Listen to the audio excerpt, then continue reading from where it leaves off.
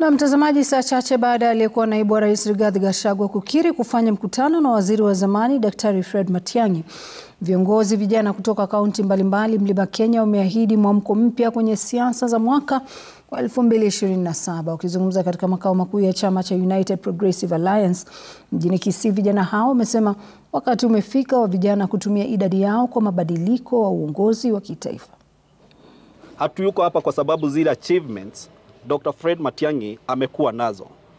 Tumeona hizo achievements, but we are here because we desire a future of more best of what he has achieved. Siku ya leo asubuhi tumepokea wageni kutoka Mount Kenya. Ni viongozi wamekuja, wanataka kuungana nazi kwa kufanya kazi kwa ajili ya pati yetu.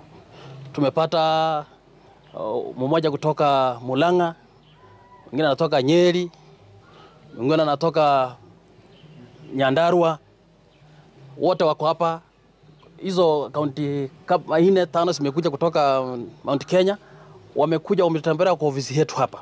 Ningependa kuwakaribisha wageni wetu kutoka Mount Kenya. Wamefanya vizuri sana kututembelea hapa Kisii na kututia moyo kama vijana wa Kisii kwamba Daktari Fred Matiang'i atatubadilishia Kenya ikuwe Kenya mzuri ambayo inatetea kila Mkenya mahali popote alipo na mabadiliko ikuwe Kenya.